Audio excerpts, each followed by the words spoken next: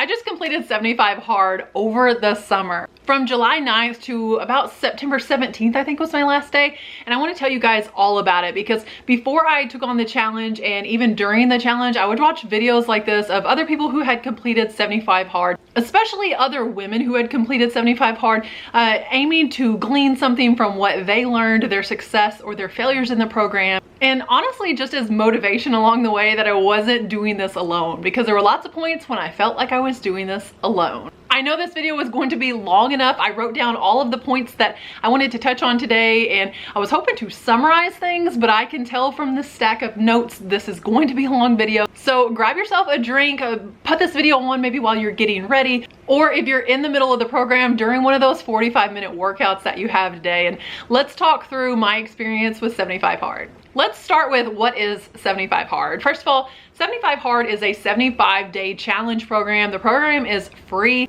Now there is an app that you can download. I want to say I paid either $3.99 or $5.99 on the Google Play Store for Android for this app. The app is absolutely not required, and I will tell you it does very little. The app is literally a checklist, so if you're tactile in the way of wanting to check off those boxes, if you feel like you could benefit from those daily reminders, and there's also a place to store your photos because you do have to take daily progress photos, then the app is possibly for you. I felt like $6 for the next 75 days. Why not treat myself? So I never buy apps, but I bought this one. There are very simple rules to 75 hard, and most of them are things that you have to do, not so much things that you are not allowed to do, which is great because I feel like oftentimes with challenges, especially health challenges, we inundate ourselves with things that we're not allowed to do. Rule number 1, you must drink a gallon of water every day. You heard that right. And there's a caveat to this that is hidden on the website.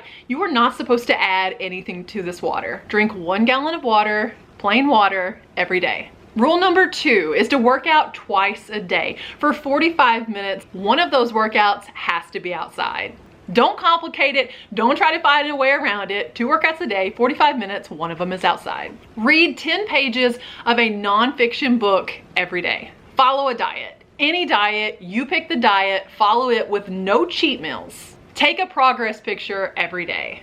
Lastly, no alcohol. Now that you know a little bit more about what 75 hard is, let's talk about what 75 hard is not. 75 hard is not a weight loss plan, and I'll touch on that more here in just a second. This portion of the video is sponsored by YouTube Premium. If you thought I consumed a lot of protein during 75 hard, you should see how much YouTube I consumed. Between listening and watching videos during all of those 45-minute workouts, it was seriously an impressive lot. YouTube Premium offers ad-free viewing on YouTube as well as YouTube Music. You can stream movies on up to 2 devices with an individual account and up to 4 devices with a family plan. With YouTube Premium, you can download videos to watch later when you're offline or on the go. You can even watch YouTube while your screen is locked. The best part is those workouts will never be boring again because you can stream all of the music you want ad-free on the YouTube Music app. If you click the link in the description, it may result in a commission to me, but YouTube Premium has provided a link in the description for 2 months free to anyone watching this video. If you've ever considered trying YouTube Premium, this would be the perfect time. Thank you again to YouTube Premium for sponsoring this portion of today's video. 75 hard is not a fitness guide. It does not come with any workouts or workout plans at all. You are to do 45 minutes of a workout twice a day, but you pick the workout. There are some pros and cons to that, obviously. It could be any workout that fits for you and for your body type, but they're not gonna provide you with those workouts. 75 hard is not easy, even on the days when it's not hard. And there were plenty of days when I honestly thought, 75 hard isn't really that hard, but even on the days when it's not hard, it's never easy. It was never easy. Day 1 was not easy. Truth be told, statistically speaking, fewer than 1% of people who start 75 hard actually complete it. And of the people who say and claim that they completed it, many don't. And that got me to wondering before I started this program and throughout the duration of it, why do so many people that start this program fail? And I think I have a few reasons why. The number one reason why I feel like so many people fail 75 hard is because they come into it thinking that it's a weight loss plan. And there are so many easier ways to lose weight. First of all, it's not a diet plan. You bring your own diet. So you have to either have nutritional based information going in, so you already know what you should be eating, or you've picked out a weight loss plan. You've picked out a diet if weight loss is even your goal, which it does not have to be for 75 hard. That was not a goal of mine. I honestly do feel like one of the biggest reasons that people give up or fail with 75 hard is because they're looking at it as a weight loss plan. And there are so many easier ways to lose weight that don't involve reading 10 pages of a nonfiction book every day. You can lose weight without walking in the rain. Again, since you bring the diet plan to 75 hard, you either already have the knowledge of how to lose weight and how to stay in a caloric deficit, or you're gaining that and gleaning that off of whoever's diet you're following. It has nothing to do, completely separate from 75 hard. So get out of your head that this is a method of weight loss. It's much more than that. The second reason I feel like people don't commit to or fail 75 hard is the time commitment itself. When you think about 75 days, it doesn't really sound that long until you're in day 52, you're in day 53. You've been on this for almost 2 months with absolutely no rest, no cheat days, and you still have weeks left. 75 doesn't seem like a huge number until you're in the midst of it. And honestly, it's a number that can start to feel intimidating when you're on day 7, day 8, and you're thinking, I have how many days left? So my biggest advice, if the time commitment really seems to be getting to you, is to just do the day that you're in. As a distance runner, we often say run the mile that you're in. Take this step forward. If you just concentrate on the here and now and not where you're going, not such a big picture, then it really helps you get each little step of the way. So 75, it's a big commitment, and I think a lot of people fail because they fail to understand the time it's really going to take. The third reason I feel like most people, 99% of people, are failing 75 hard is the lack of willpower or personal commitment.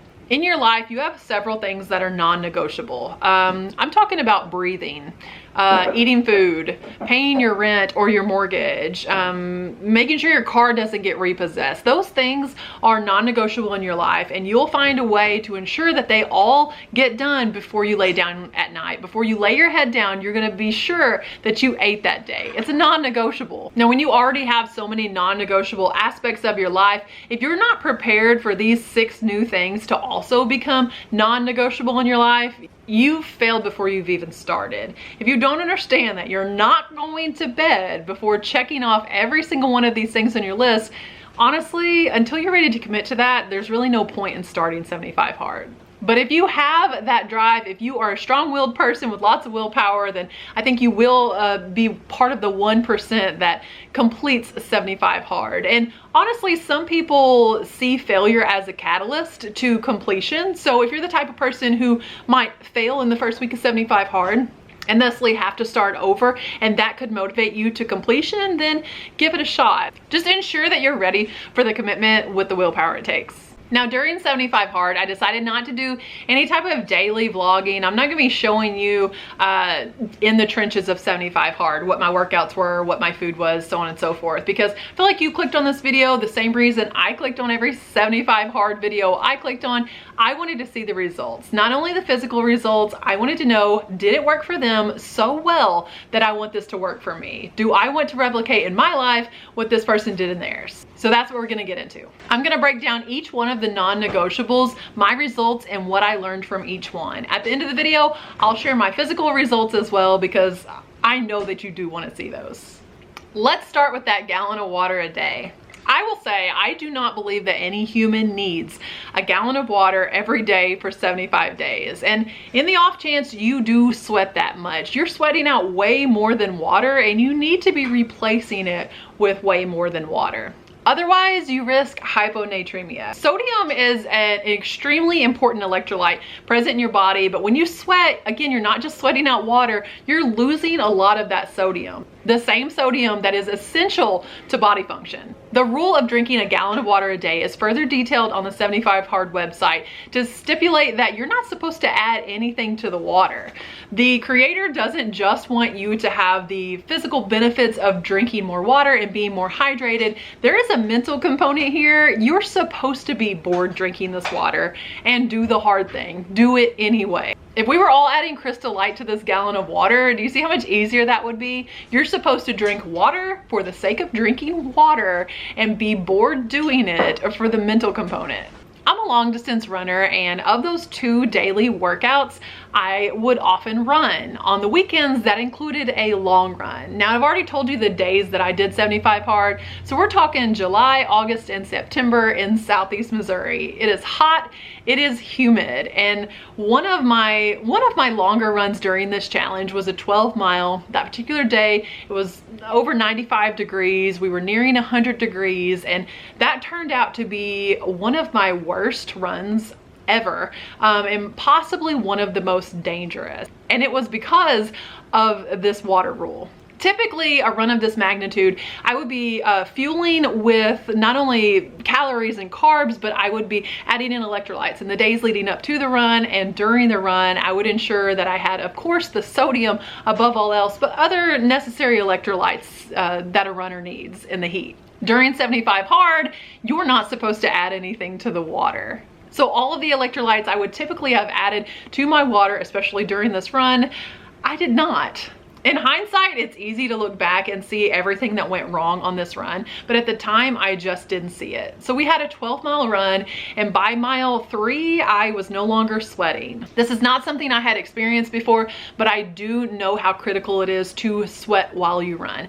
I could not sweat past mile 3, and I began to be so lethargic that it was all I could do to walk, kind of shuffle. I could not will my legs to run. I remember stopping off at the gym, stumbling my way in there, filling up my water bottle, getting more water. My husband was running with me that day, and I'm super glad he was. We went to the park. There was more shade there, and I honestly shuffled around the park. At one point while we were, I can't even say running, it was one of the slowest paces, but it was all I could pull off. And I already told you guys, I'm a pretty strong-willed person. I never say quit. I just don't have that type of quit in me. So I wanted to finish this run. I realized, even in telling you guys this, I'm trying to be vulnerable and tell you my mistakes too, how stupid it was to keep going that day. In hindsight, I should have refocused. I could have redone that run. I definitely needed the sodium. I needed the electrolytes. I remember while we were shuffling around the park, I felt the urge I needed to go pee. And TMI, I'm sorry, we're talking about health and fitness here. So I went to the bathroom and I couldn't. And for about 7 hours after this run, I couldn't. It didn't matter how much water I drank. It was not a good situation. So I'm telling you that to tell you, no challenge is worth your health, especially when the challenge is supposed to be about health, be it physical, mental, spiritual, whatever health journey you're on. Ensure that you're not getting to a place of such extremism that is detrimental to your health. Now, I could look back in the days after this run and see that my electrolytes were way off balance. I didn't see it at the time, but after that, I started adding electrolytes to my water because this is something I had always done before. So the absence of those electrolytes was actually taking something out of my health and fitness. And I would say for a lot of people doing 75 Hard, if the sweating isn't extreme, if you're not going on 3 and 4 hour runs in the 90-degree weather, be as pure as you can about not adding flavoring to your water, but not adding electrolytes was stupid. And I'm just saying that to be fully transparent. Hopefully you don't just click off the video thinking, okay, well, she didn't complete 75 Hard, because I really felt like that was something I had to do for my own health. And so I started adding electrolytes, especially during my long runs, to my gallon of water. I would say if you're going to be doing this challenge, that's something that you need to be considering. Yes, a gallon of any fluid is going to make your eyes float. Okay, it's way more fluid than what the average person needs. That is a lot of liquid every single day. But we are also chronically dehydrated. But hyponatremia and dehydration, they're sisters. They're not twins. It's not the same thing, but it is a type of dehydration, and you're just replacing one medical problem with another. I'm not interested in either, so I did strike a balance. And again, this is just me being fully transparent with you guys. The electrolytes were added after that. Now for the positives of drinking a gallon of water every day. Now, since we do walk around, I feel like pretty chronically dehydrated, and our bodies are 55 to 60% water depending on your body fat composition. I felt like my body was firing on all cylinders. I felt like every cell was just celebrating that I was finally giving it the water it needed. I feel like my hair grew, and I had been trying to get my hair to grow for about 2 years. I feel like it's longer now than it has been in a very long time. My nails grew so much, it was becoming difficult to type. I had to cut my nails. I had to trim my nails during this challenge.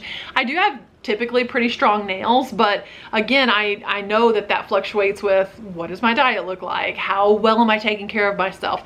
Hair, skin, and nails were 100. Better than any hair, skin, and nails vitamin, better than biotin, better than anything else I've ever tried for my hair, skin, and nails, drinking that gallon of water every day. So I'm saying there was a beauty benefit to 75 hard that I did not anticipate and I was not ready for.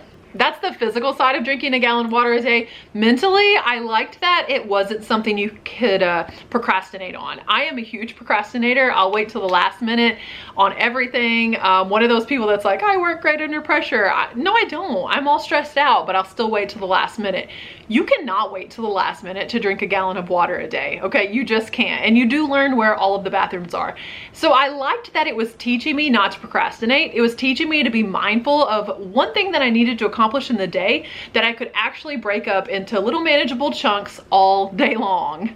I found it most beneficial to fill up a gallon jug and have not only that visual reminder, but just be able to pour from that jug all day long. So I really liked that. And again, just learning not to procrastinate so much. I didn't expect water to teach me anything about procrastination, but it did.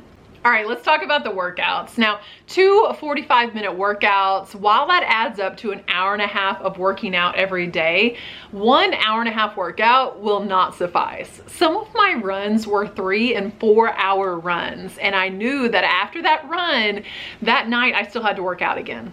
Not only that, I would typically have a rest day after a long run like that. No, I had to work out twice the next day, and the day after that, and the day after that, and the day after that. But just the simple fact of knowing that while I was running for 4 hours, I still had to work out later that day, like that is crazy to me.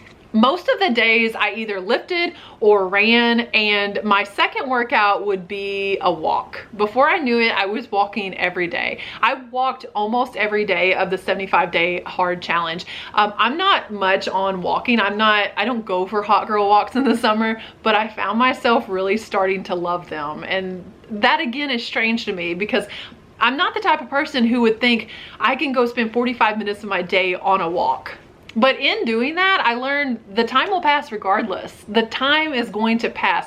What did you do with it? And a 45-minute walk was it. It was really interesting because you can go on a 45-minute walk at a 15-minute per mile pace. That is quick. You're getting it. You're almost jogging 4 miles an hour, okay? Or you can go for a 45-minute walk at like an 18, 19 minute per mile pace. That is a huge difference. It's a huge difference in the amount of ground that you cover, like almost half a mile. And the calorie burn difference was 30 calories, almost nothing. So the 18, 19 minute per mile walk was very leisurely, on the phone with a friend, literally just moving your body forward. The 15-minute per mile pace is, like I say, almost jogging, lots of effort, and the calorie burn was almost identical. There's no reason not to move your body every day. It does not take this insane amount of effort. It doesn't take a run.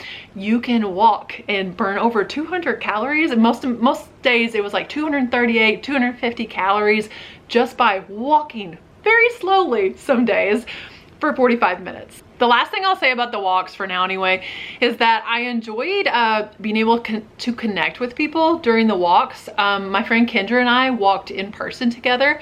My friend Kelly and I walked some in person together. And then oftentimes I would call my friends. I would call my sister, Christina.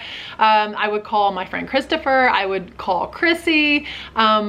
just having that time where I could connect with people, I called and got caught up with my friend Lisa, and we had an amazing conversation. I walked longer than the 45 minutes that night. I just loved that opportunity where I might not have carved out 45 minutes out of what I consider to have like a very busy schedule most of the time. Walking at that manageable pace allowed me the mental connection that I needed, the emotional connection with people, to be able to call and touch base with the people that you love. Now, there were some days I couldn't necessarily do a walk if I had a really long run also. So I would incorporate lots of recovery exercises. I did a lot of yoga on this challenge. And one thing I did discover was yin yoga. I don't know if you've ever tried yin yoga, but in yin yoga, you hold the poses for 3 minutes. It is definitely a recovery practice. It is a relaxation practice. It was a mental practice for me to be still. I don't care if you're in a twister pose. I don't care if you're doing a headstand. To have to quiet your mind and your body and just be and almost just meditate for 3 minutes at a time for 45 minutes, those were some of my most challenging workouts. And that's just crazy because I like to lift heavy. I like to go on extreme runs. I like to do sprint work. Staying still for 3 minutes and just breathing and just being in a pose, that was a mental exercise I was not prepared for. So if you're in the midst of yin yoga, you need a recovery day, you still have to do your 2 workouts, look up yin yoga, Y-E-N. The only way to get these next numbers, guys, was to go through every single workout for the 75 days, go through every single day on actually my Garmin app and add everything up. I added up every single walk. I added up every single run, every strength training, and I have numbers for you here. Over 75 days, 9 times I played pickleball or some type of a recreational way of working out. There were 9 of those workouts. I went swimming and swam laps, which I feel like is harder than running, 7 times. And that was, again, somewhat recovery, somewhat if I was just like bored with what I was doing and I had to work out again that day. So I would go for a swim and then go for a walk. 7 swim sessions, 16 yoga sessions, a few of those being that yin yoga. I am more flexible now than before I started 75 Hard because I typically would not have done 16 yoga sessions in 2.5 months. I lifted weights 40 times, 40 weightlifting sessions, and here's the numbers that you really wanted to see. I ran, over the 75 days, I ran 107.71 miles and I walked 147.49 miles. So over 100 miles ran, almost 150 miles walked, 40 weightlifting sessions, 16 yoga sessions, 7 times swimming, and 9 pickleball or recreational style workouts. That is a lot, you guys. So like 255 miles or something plus all of the workouts. That's a lot. Now during this program, one of the hardest things about doing a challenge like this is finding 75 days in your year that you're not taking a trip or it's not someone's birthday or something special. I will tell you now, don't wait for that because that's never going to happen. I did take a trip during 75 Hard and stayed in a hotel. I still had to get my 2 workouts in every day. They had a pool, so I was able to do pool workouts. They had a gym, but it was kind of sus. It smelled really bad in the gym. I'll just leave it at that.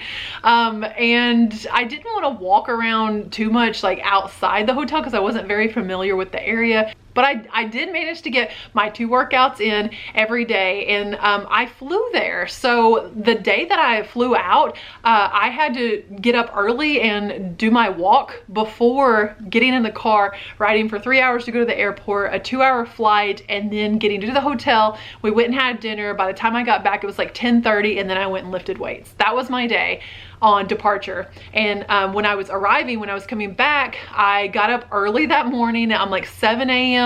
I'm doing yoga poolside at the hotel and then get to the airport, 2-hour flight, 3-hour drive home. And as soon as I hit the door coming home, I asked my husband, do you want to go for a walk? And we left and went for a walk before it got dark. Like, to prioritize that type of movement, to prioritize 2 workouts a day when it's a travel day like that and you're traveling for hours, it was a lot.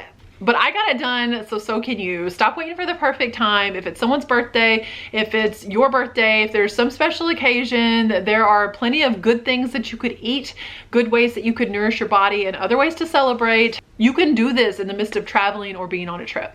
I'll talk specifics about this in the results portion at the end of this video, but throughout my workouts, I was able to do something that I feel like is hard for a lot of people. I was able to lose body fat at the same time that I was gaining muscle. I would say that that was my overall physical goal for this challenge. If I had to pick one thing physically, I wanted to gain muscle and strength while lessening my body fat, especially any type of visceral fat. And honestly, the last thing I'll say about the workouts is that they taught me patience. Again, that 45 minutes is going to pass regardless. It doesn't matter how fast you walk. It doesn't matter how fast you run. If you know I have to go work out, previously I would think, let's just go run 3 quick miles, get this over with, about a half an hour. But it didn't matter if you did that, you're still gonna stay out there for another 15 minutes because they were timed workouts. And on the days that I lifted, I never just lift for 45 minutes, so I would lift for like an hour and 15 minutes. And it's easier for me to zone out, I guess, while I'm lifting than it is for me to zone out while I'm walking. So the walks were often 45 minutes on the nose. Everything else was a little bit longer. The time is gonna pass regardless. So I didn't expect the walks to teach me patience, but they did. Now, the fact that one workout had to be outside, it really put things into perspective for me, because I have said in the past, and this is just true of me, the day I die, I hope that I have spent time in the sun and that I have spent time with God. And I just thought, if that's true, then why aren't you prioritizing that? Why are you resigning to staying inside working all day, only leaving long enough to get in your car and go pick up your kid from school? If sunlight is as important as you say it is, why aren't you prioritizing it? And the fact that one workout a day had to be outside, it made me prioritize sunlight. And it taught me that about myself. Oftentimes we hold other people to the standard of if they wanted to, they would. How about holding yourself to that standard? If it's true that it's as important to me as I say it is, if I wanted to, I would. If you want to do something, you will. Now, not every day was sunshine and rainbows though. There were a few walks that happened in the rain. Most of the time it was sprinkling, but there was one day that it was an absolute downpour. Like, couldn't even carry my phone or any type of electronics shy of my Garmin because it's waterproof. It was pouring outside, and oddly enough, there was this guy that walks every day. He was out there walking too. I don't know if he's in the midst of a challenge, but he was walking in the pouring down rain also. We were the only 2 people out there. But it's just funny because part of you right now, if you've never taken a walk in the rain, if you've never ran in the rain, you don't want to. No one signs up to do that. And I think such a large part of that is the unknown. You have never walked in the rain. So why would you want to do that? There's so much unknown that comes with that. What's going to happen? How uncomfortable is it going to be? It wasn't any of those things. It was cleansing. And I don't mean in a physical way, although maybe. It was cleansing mentally for me to just be walking, like I say, totally disconnected. Couldn't be on the phone that day. Couldn't listen to a podcast or listen to music. It was just me and the rain and this type of silence. And it's just coming down, this rain, and something about it was cleansing. Like, something about the rain, like, it was cleansing for the soul. Does that make sense? And I just spent the time walking in this torrential downpour, talking to God. And I loved it. The thing that I didn't want to happen, the thing I was so worried, what if during this challenge I have to go walk in the rain, turned out to be one of my most favorite workouts, turned out to be one of my most favorite things about this challenge, was the days that I had to just get it done and I had to just walk in the rain. And here's what I thought. Here's what I thought about while I was walking in the rain. I thought a lot of the people that were out there, when it started raining, they went inside. And there was this one guy who was walking like on the side of the road. I was walking in the park and he was walking on the side of the road. And I thought, he can't go inside because he's going somewhere. I hope that that resonates with you, that when it storms, when the rain comes, when whatever thing comes to trip you up, whatever hurdle, whatever stumbling block happens, consider the fact that you can't stop now because you're going somewhere. It was that's all I felt in my spirit that day was, you can't stop now because I'm taking you somewhere. You can't stop now because you're going somewhere. If we were just all out recreational, then as soon as it starts raining, you can go get your umbrella, you can run to your car, you can run inside, but not everyone has that luxury. If it's the only way to get there is through the rain, if the only way to get where you're going is through the pain, then when the rain starts, when the pain starts, when whatever hurdle comes at you in life starts, you don't have the luxury of running inside because you're going somewhere. I hope that makes sense to someone. Read 10 pages of nonfiction every day. I don't know why. I mean, I do know why, because I don't enjoy reading. This was the hardest part of the challenge, I feel like. So what did I read? I read all these books. What books did I read? The first one I read, I had already started it, but it was just kind of living on my bookshelf. I was worried I would never finish this book, so I thought, here's what I'm gonna do. What an entrepreneur book for someone with a YouTube channel. Let's finish reading Daryl Eves' The YouTube Formula. I would recommend this to someone who has not yet started a YouTube channel, to someone who has zero knowledge about YouTube or the way that it works. If you have a channel and it's growing on YouTube, honestly don't recommend this book. I'm sorry, Daryl. I just felt like this was such basic information. This was such beginner information. That being said, it was decent beginner information. So I'll probably pass this along to someone else who has a YouTube channel or is considering starting one, because I think that there's information to be gleaned here, but not if you've been in YouTube for longer than a week, okay?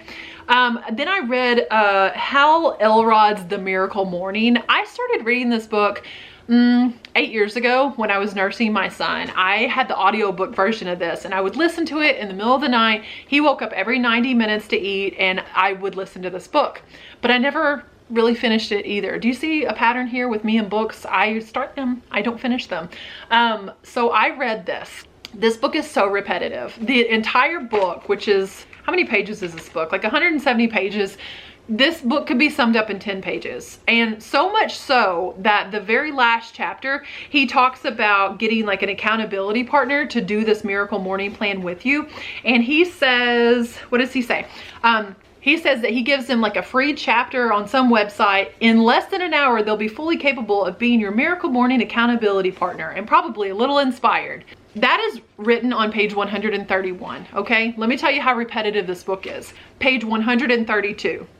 In less than an hour, they'll be fully capable of being your miracle morning accountability partner and probably a little inspired. I'm not kidding. The guy repeated the exact same sentence from one page to another.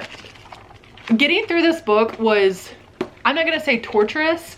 It was so monotonous because it was just the same idea regurgitated over and over and over again. And I feel like he was trying to sell us his online course throughout half the book, or not like an online course, like his next book, his previous book. It just felt like he was trying to sell you on the idea. And I thought, if I wasn't sold on the idea, I wouldn't have bought the book in the first place. I don't really recommend this one either, guys. And so after both of these failed attempts, and I felt like I couldn't start reading a book and then suddenly just put it down, because there's the mental component of pushing forward even though you don't want to do something. So I finished both of these very reluctantly. And I thought, what nonfiction can I read that is going to be better, and it's going to be captivating, and is going to be motivating, encouraging? Like, y'all, I pulled this one out. This is the story. This is the Bible. This is NIV, the Bible written as a chapter book. I actually bought this book several years ago, and my husband read this to our oldest son when he was falling asleep, and it's just really nice. It is exactly what I said, the Bible as a chapter book. It's so interesting. There's no chapters or verses, and it's chronological. So throughout the 75 Hard Challenge, I was able to read these entire 2 books and the Bible. Like, what? I realize we're not fine print here. It's not the word in its entirety. It's more like an adult story Bible because it tells you the story, hence the name of the Bible. But honestly, in some ways breaks it down so easy to comprehend. If you are doing 75 hard, I 100% would recommend this. This one is going to get you through like almost 50 days because it is 470 470 pages here. So 10 out of 10, 12 out of 10 would recommend. And that's honestly the bulk of the reading that I do is the Word of God. And it's not because I love reading, it's because I want to study the Word of God. That being said, it's not the act of reading that is difficult. It is quieting my mind. It takes 15 minutes to read 10 pages. It does not take that long, but it's the act of quieting my mind and turning off the to-do list and saying, I'm just going to sit here and do this. Reading feels like nothing to me. It feels like I'm wasting time. Hopefully that's a good way of explaining it. It's not a waste of time. It's the furthest thing from a waste of time. I'm just telling you the way that my brain reacts. I think the same thing about watching a movie. I don't watch a lot of movies. Any show that I watch or anything is usually while I'm doing something else for my business, while I'm getting ready, because I feel like the act of sitting on the couch, and I guess it's just the act of relaxing. I have a hard time turning off my brain and turning off the list of things I need to do and just being and just relaxing. So it taught me a great bit of patience to just sit and read. And it's not something that I've reincorporated into my life since finishing this challenge. I probably should, even if it's not daily, several days a week maybe. It's funny though, because the time it takes to dread these things and that you're not looking forward to doing something that only takes you 15 minutes is insane. Like, you spend longer dreading the task than you would spend just doing the task. It's like putting away laundry. It can stay there for days, sometimes longer, depending on where we hide the laundry at, and it would take you 5 or 10 minutes to fold it. There's something to take away from 75 Hard. Just do the hard thing, because whining about it and dreading it is going to take longer than just doing it. Follow a diet. Diet is such a loaded word. It's often associated with weight loss, with losing weight. And for someone such as myself, who has a history with disordered eating, that is not a healthy way to look at the word diet. Your diet is, simply put, how you fuel your body, the things that you eat. That is your diet. Your diet could consist of Flamin' Hot Cheetos. Another person's diet could consist of salads and kale all day. Both have a diet. With 75 Hard, your instruction is to pick a diet and go with it. Now, while I love to meal prep, I'm never going to be the person who weighs out my green beans. I'm never going to do that. I'm never going to adopt any type of a diet that restricts the amount of tomatoes I can eat or how much fruit I can have. That is not an idea I will ever grab a hold of, and that's a completely separate video. I decided to focus the diet that I was bringing to 75 Hard on my body and the results that I wanted out of 75 Hard. And those results were PRs. I want to lift heavier, which means bigger muscles, and I want to have running PRs, be them speed PRs, maybe I'm running faster than before, or distance PRs, maybe I'm running further than I've ever ran before. Those are the goals that I wanted out of my body with 75 Hard, so I knew I needed to be fueling for those goals. So my diet was more about athletics and not aesthetics. Don't get me wrong, we all like to look nice, but it can never and will never be the most interesting thing about me. It's not the most interesting thing about you. It says very little about who you are, the way that you look. I do want to be a capable athlete though. I want to be better than I was yesterday. So for all of those reasons, my diet was high protein. I wanted to hit between 130 and 150 grams of protein every day and cut out all processed sugar. That is something I typically do when I'm training for a long run anyway, and 75 Hard did coincide with my training. So cutting out all processed sugar and high protein, aiming at that 130, 150 grams of protein every day. Now, I'm a vegetarian, so I got to get creative with those protein sources, and I've honestly found myself then and ever since prioritizing eating more, which is so nice because I like to eat. I made consuming protein right after weightlifting sessions an absolute non-negotiable, getting in at least 20 grams after I would lift weights. So I enjoyed that new aspect. Basically, the diet that I chose, the volume of food that I was able to eat when aiming for a higher protein goal, when raising one of my macros, it just further solidified that belief that you can see physical results that you want. You can even see getting leaner and not have to be on an empty stomach. Like, you can always be full. You can have a full belly. You can have a full stomach and not have to starve yourself to see the results that you want. And prioritizing protein really did that for me. The daily progress pic. I hated this part of the challenge. I honestly didn't see the point and purpose of taking a progress picture every single day. And I think that stemmed from, again, like body dysmorphia and disordered eating in the past. I felt like it was placing so much focus on the aesthetics and not the athletics and not the mental portion of this challenge. But then I started to trust the process, and I actually ended up enjoying that I had this visual diary of the entire 75 days. So while it wasn't something I enjoyed at the beginning, I grew to enjoy it. And I felt like it was almost an accountability partner when you didn't have one. If you're doing 75 hard with someone, they are your accountability partner. If you were doing it by yourself, then having that daily visual diary and that daily progress picture was a built-in accountability partner for me. No alcohol. So some days are stressful. And in America, we learn to pacify a lot of emotion, including stress, with alcohol. And I feel like 75 hard separates you from that. Over 75 days with no alcohol, you learn to celebrate different, you learn to party different, you learn to cope differently, you learn all of these new tools, and you learn that really doesn't even have to be a part of your life anymore. 75 days, I feel like, is long enough for you to separate yourself and completely reinvent the way that you identify with alcohol, whether or not you even need it in your life. And when you're out with others who are partaking, then it just reminds you that you're on a mission, because it does set you apart from, like I say, most people in America, they just relax that way, they party that way, they de-stress that way, and it's a reminder that you're doing your life differently. All right, now for the results. Well, I read all these books, remember? I drank 75 gallons of water, remember? Remember all those workouts I told you about? Okay, I know you guys want to see the actual progress pictures.